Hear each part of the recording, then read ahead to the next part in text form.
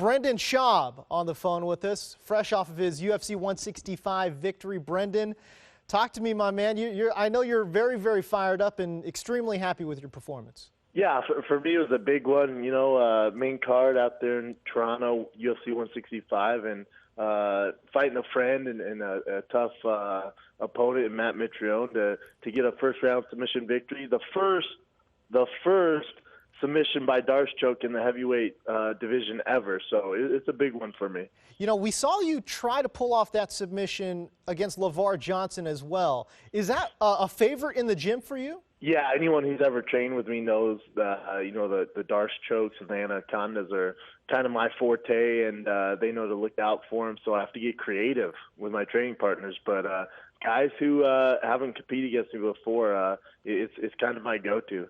How sweet was that victory, especially the way that you won it, considering all the grief you got from the Metamoris match you had? Yeah, it's you know, whenever I do anything, it's just to make myself a better fighter. And Metamoris was a stage in, you know, helping me get better for this fight. And it showed in that, you know, last night it showed that this jiu-jitsu camp that I went through it to get ready for, you know, basically the Olympics of jiu-jitsu in Metamoris, it paid off and came away with a big submission over Mitrione. After the fight, you looked more happy than I think I've ever seen you after a fight. I mean, even after big knockouts, I mean, you were absolutely beside yourself. Explain why.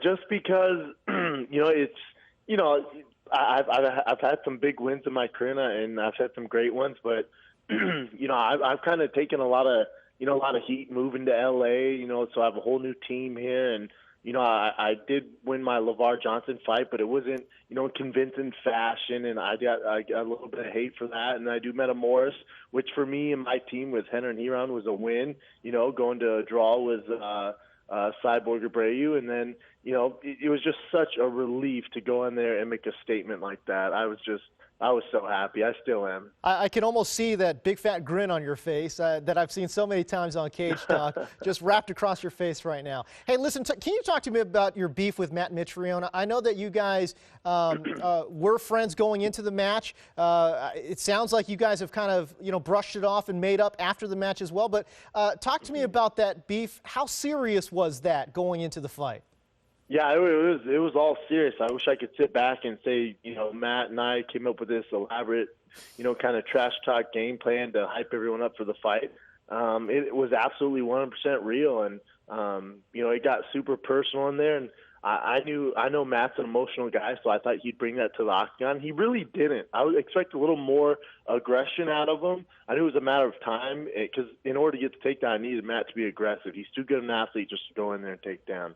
So I was hoping this would play into it, but the trash talk was all real. And for me, I just kind of, once I did enter the octagon, tried to, you know, leave that all behind and not fight emotional.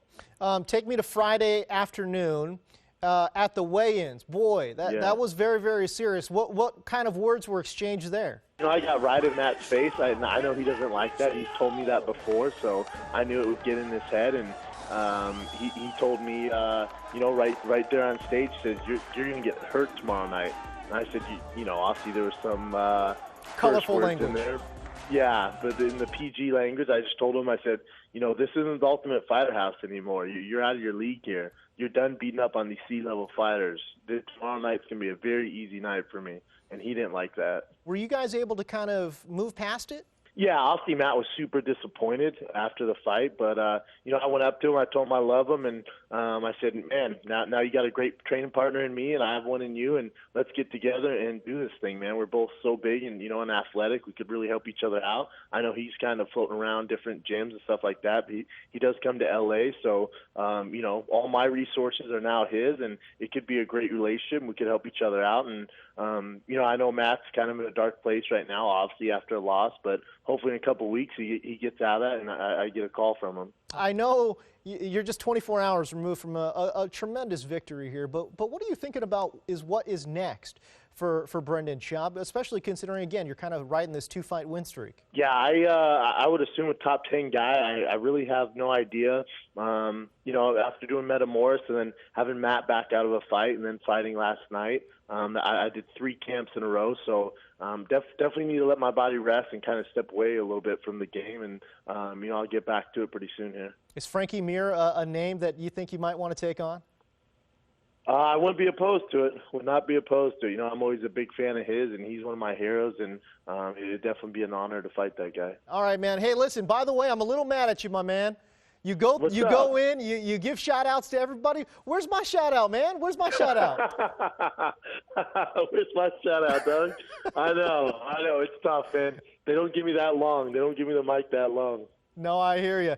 Cage Talk alums, by the way, 3-1, so I feel very proud about that. But, Brendan, man, your performance last night, absolutely fantastic. Congratulations again. Thank you, sir. See you soon, man. I appreciate you.